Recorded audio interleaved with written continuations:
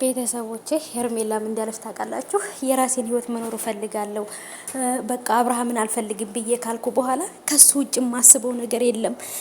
ምንም ነገር ማሰብ አልቻልኩም። ከአብርሃም ውጭ ስራዬን መስራት አልቻልኩም። ክክክክ ገለመል ያላለች መሰላችሁ? ኧረ እባክሽ አብርሃምን ከሩታ ስትወስጂ እንኳን ራሱ ማለት ነው ከትዳሯ አፈናቅለሽው ሩታ ብዙ መስዋዕት የከፈለችለትን ትዳሯን ማለት ነው ፍርስርሱን ስታወጭባት ራሱ ማለት ነው ሩታ ራሱ ይሄን ነገር አላለችም እንኳን አንቺ ልትይና ብቻ ግን በር ዘግታ ምናምን በር አልከፍትም ስልክ ሲደወል አላነሳ ምናምን ብላ ጓገጭ። እኔ በሆነ እተዋት ነበረ። ለምን አይተዋትም ነበረ? ግን ደግሞ ያው ማሽቃበጥ ዋንደኛው ስራቸው ስለሆነ ለዛ ነው ማለት ነው። ሩታዬም በነገራችን ላይ ይሄን ነገር ስታይ ምንም ነገር እንትን አላለችም። ምክንያቱም እኔም ይሄን ነገር አላደረኩትም እንኳን እሷ ለማለት ፈልጋ ነው ሩታ ማለት ነውና በጣም ደንግጣለች። ምክንያቱም እኔ ሚስቱ የልጁ እናት እኔ ሲተወኝ ወደ ሌላ ሴት ሲሄድ እንኳን እኔ እንኳን ይሄን ነገር አላደረኩም እንኳን አይደለም እሷ ምናምን ነው እንግዲህ የሩታ እንትንና ሩታዬ በነገራችን ላይ በዚህ በኩል አትታማም።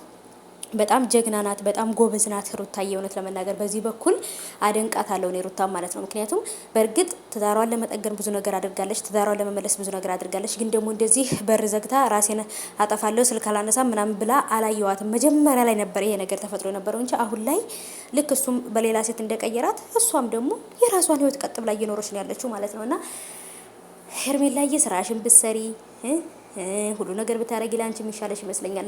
አብርሃም እንደዚህ የሚደረግለትም ሰው አይደለም በነገራችን ላይ እንደዚህ እና እሱ ራሱ እንደውም ሊሽ ተጠለጡላ ፈለገ ምናምን በቃ ያለ አይደል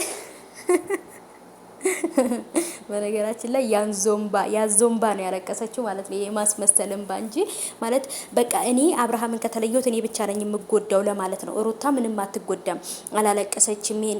እንደውም ከሩታ በላይ እየተጎዳለ ብዬ አላስብም። ገባችሁ? ሩታ እንባዋን በጣም ሲብስባት ነው እንባዋን የምታሳየው እንጂ በጣም ጀግና ናት። ሩታ ላይ ልንማር የምንችለው እኛ ሴቶች ጀግንነትን ነው።